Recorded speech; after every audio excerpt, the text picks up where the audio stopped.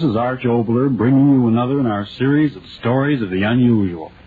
And once again, we caution you, these lights-out stories are definitely not for the timid soul. So we tell you calmly and very sincerely, if you frighten easily, turn off your radio now.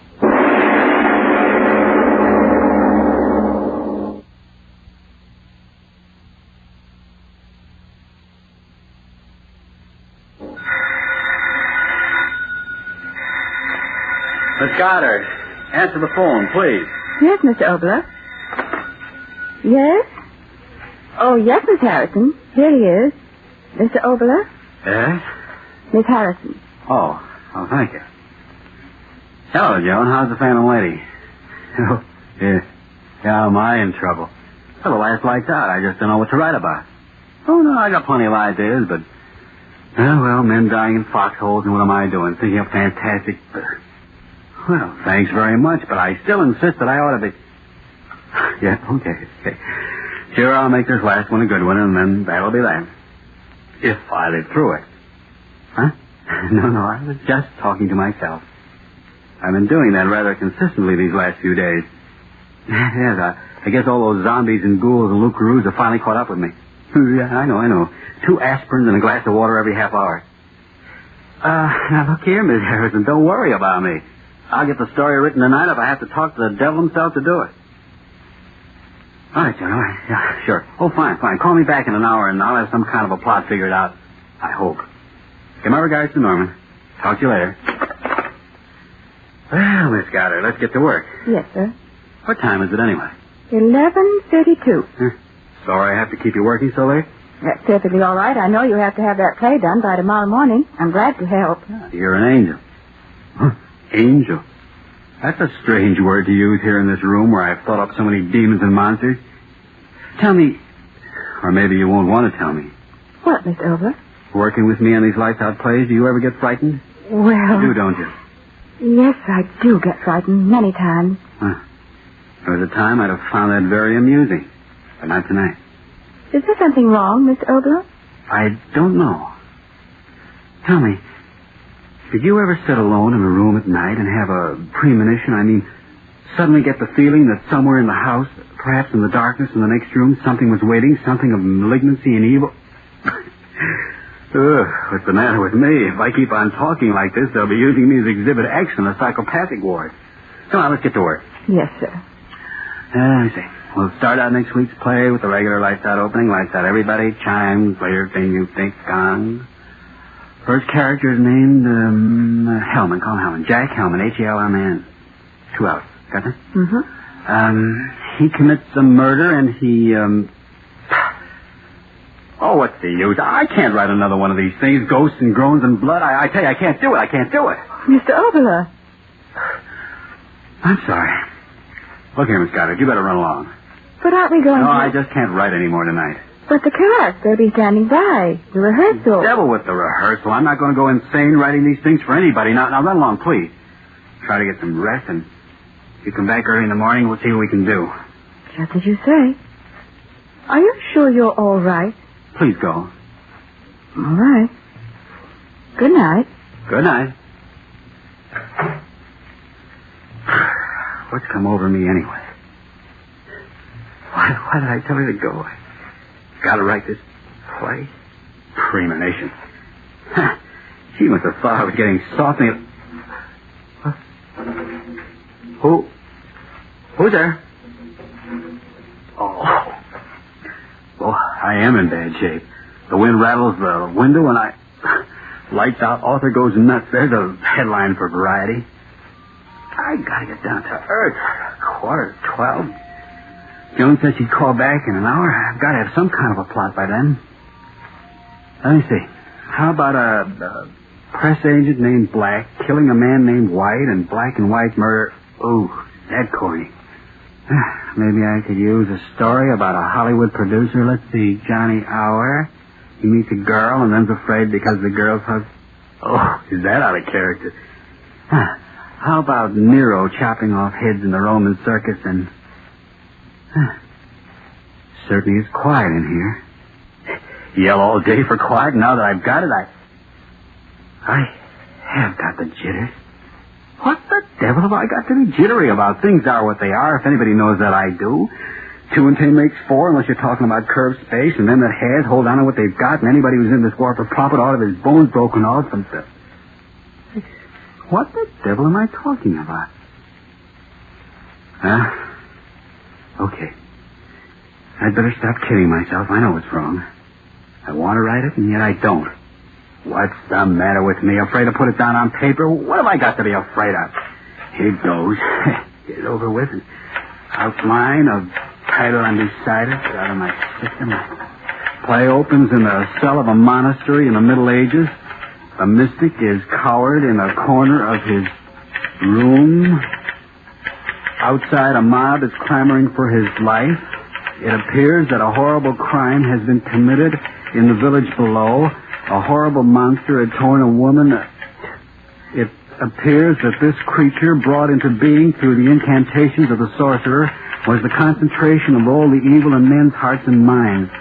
A tremendous force of fiendishness and inhumanity put into living flesh to roam the world and commit unspeakable of all the drivel. A tremendous force of fiendishness and inhumanity put into living flesh to roam the world and commit unspeakable Well, drivel or not, there it is on paper. Me own monster conceived in me own mind. Congratulations, Papa. Have a cigar. Conceived in my own mind. That's what that crazy monk said in that book Nat Wolf gave me. I wonder who gave Nat that book. Conceived in... Where's that book anyway? It ought to be... I even marked the page. And I say unto thee that if thou shalt be evil and do evil and think evil, and let thy mind rest upon this evilness in the light of day and in the darkness of night for 7 days and 7 nights, there may come into being a thing of evil, and it shall take the form of the evilness of thy thought. Written by a half-starved mystic more than 10 centuries ago, and I... Funny I should have thought of those words tonight. I've been thinking about them for a week. Shall take the form of the evilness of thy thought. 7 days and 7... Who's there? No!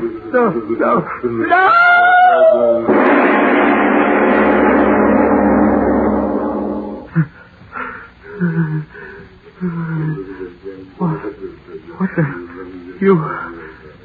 You in my mind. You're just in my mind. No. You don't exist, I tell you. I thought you're a dream. I said a dream. When I wake up, the door. It is a dream. It's got to be a dream. Come in. Get me out of this dream. Hi, Art. Well, don't you ever open doors anymore? Now, what's the big idea sitting in here all It's not a dream. It's still... Hey, Art, what's cooking?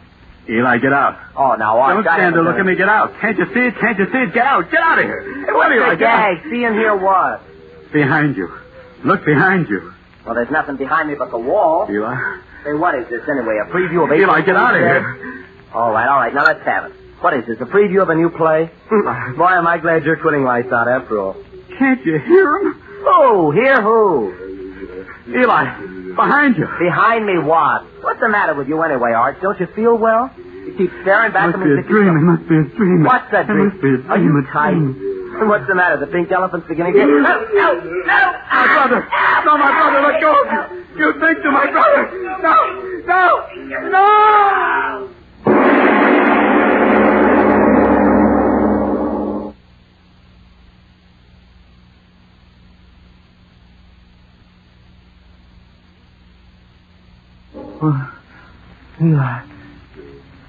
Eli?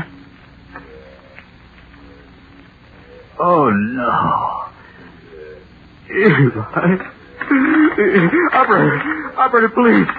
Send police right away, my brother. Please, send police. My brother.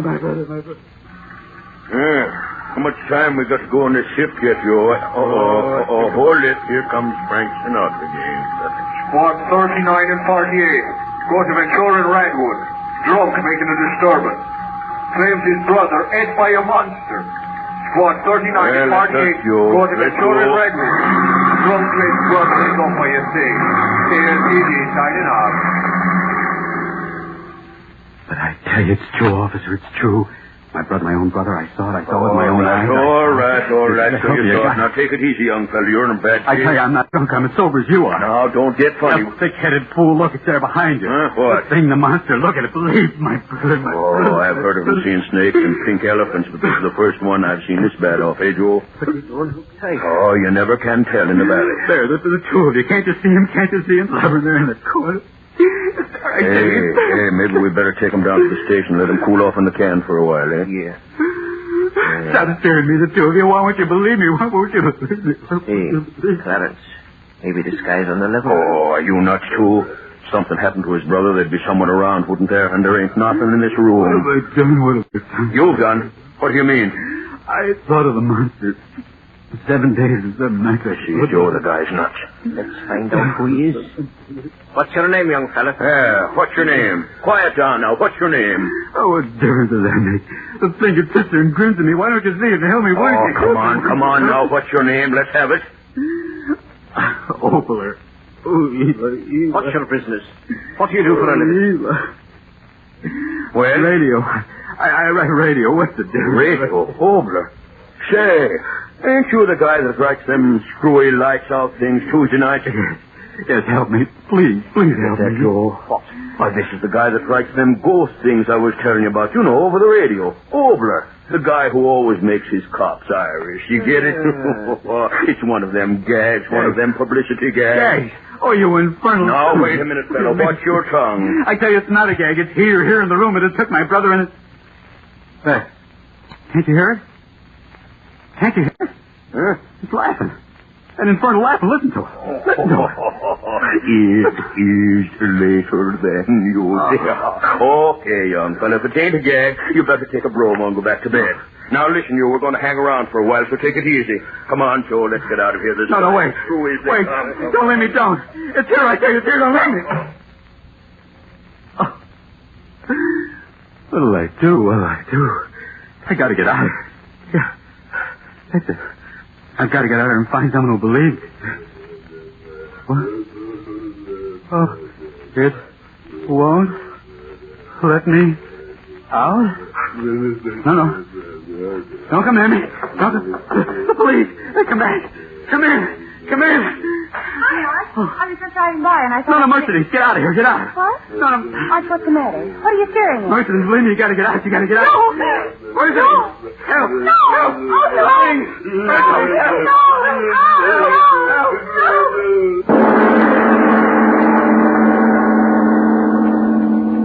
Oh, no. Oh, no. Hey, what's going on here? Didn't we tell you to go to bed? Is that the way to act? We heard you screaming all the way down in the... Oh, no. Where did she come from? Her torn. Give me a gun. Huh? That thing in the corner there. Won't you look at it? Won't you believe me? Give me that gun. Get away from me. The gun, I'll shoot it. No. Stand we are. Let's have a slug. Huh? You got it coming to you, that girl. They'll burn you for it as sure as my name's Clarence McMinzer. And I'd like to be the guy that pulls the switch.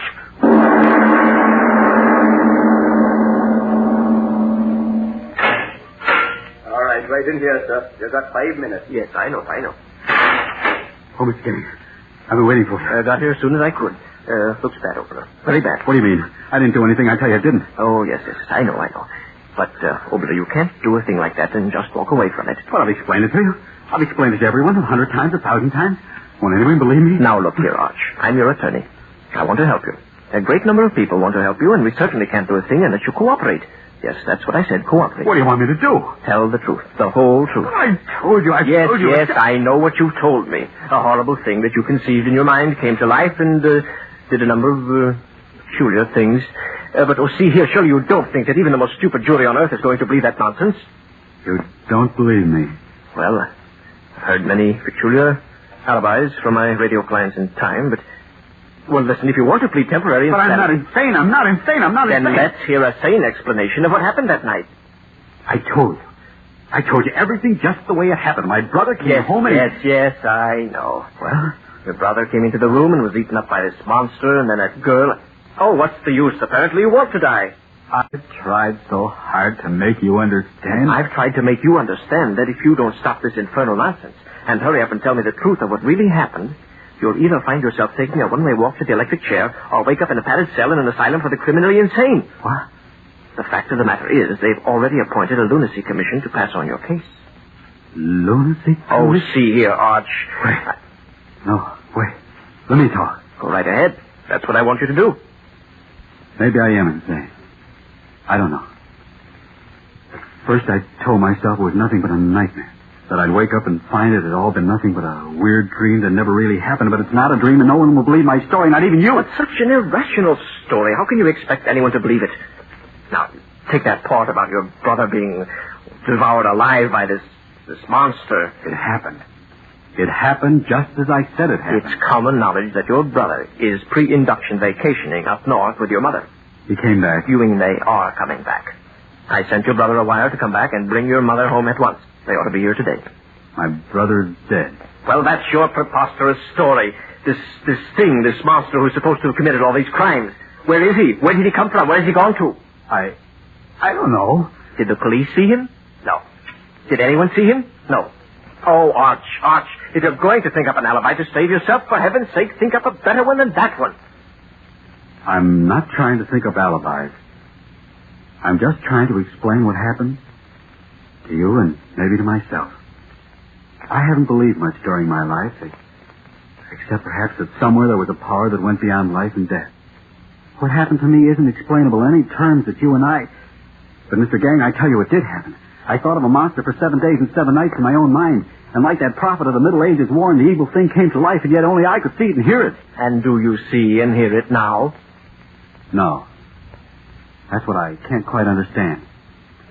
Perhaps the horrible thing only has life when I think about it intensely. That's it. It only has life when my thoughts give it life. Like an idea. Don't you see, Mr. Gang? Like an idea only exists when you think of it. Your thought gives it life. And that's the way it is with that terrible thing. Listen. Listen. Do you hear him? There he is in the corner. What? I tell you, he's there. Don't you hear it? Blubbering and slobbering. I see it now. I see it. You think? I'm not afraid of you anymore. You hear me? I'm not afraid. I'll kill you. Over! Go on! Help! I'll kill you. He's gone insane.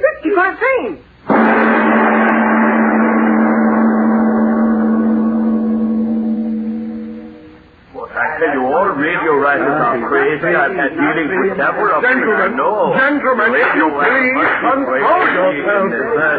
Mr. Pelletier, please. Dr. Schimmick, put down that bottle. Are we a lunacy commission or lunatics? And you too, Mr. I know how strongly you gentlemen feel about this matter, but after all, we must come to a decision on his mental status. As chairman of this lunacy commission, I feel that it is incumbent upon me to, shall I say, summarize the facts as they have been placed before us. First, it is an established fact that a murder, and a very horrible murder, has been committed. The police officer has testified very conclusively that Arch Oboler was there upon the scene of the crime, and that it was absolutely impossible for anyone else to have committed the murder. In other words, the man whose mental status we are to determine is a murderer. Consider further facts. Does he wear conventional shirts? No. Another fact. Does he participate in normal activities such as drinking, dancing, fraternal orders, and similar beneficial social activities? No. I pile fact upon fact. Have you gentlemen ever listened to his play? What are some of the distinctive features of these works? Voices. Strange voices. Whispering voices. Note that, gentlemen, always whispering voices. Voices. Gentlemen, I am of the firm opinion that we are dealing with a very definite case of dementia praecox in its paranoidal form. But I tell you, all radio writers are...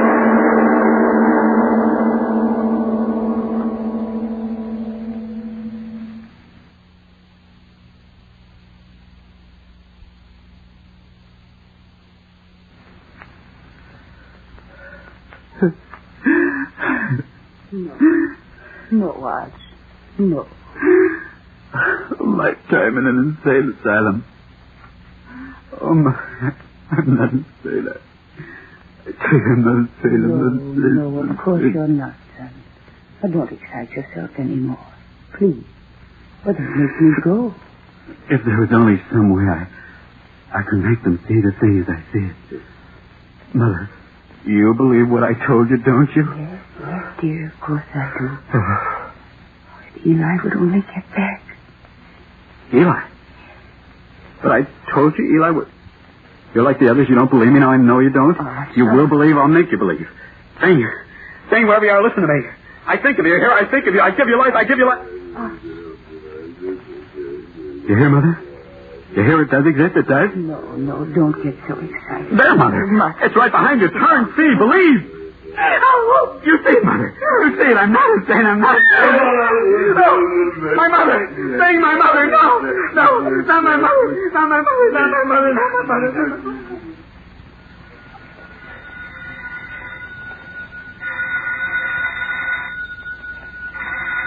All right. Hello. Oh, yes, John. Midnight already? Yeah, I've been sitting here very comfortably, and I finally thought up the plot line, and believe me, it's quite a brainstorm. I die. Well, sure. It's my final broadcast, so why not? No, I'm not gagging. Listen to me. You know, it's all about a monster that I conceived in my own little-bitty mind, and it comes to life. Now, honestly, I haven't had a Coke in hours. It's going to be one of those, crazy stories inside of a story. Now listen. The way I've got it figured out is this. Now, I'm supposed to be sitting here thinking of this horrible monster, and suddenly I turn around and there it is, see? And my young brother comes in, and this monster eats him up alive, and then Mercy McCambridge comes in, and she... Wait a minute, Joan. Hold it for a minute. I think someone came in. I imagine it's Bernie. I'll see who...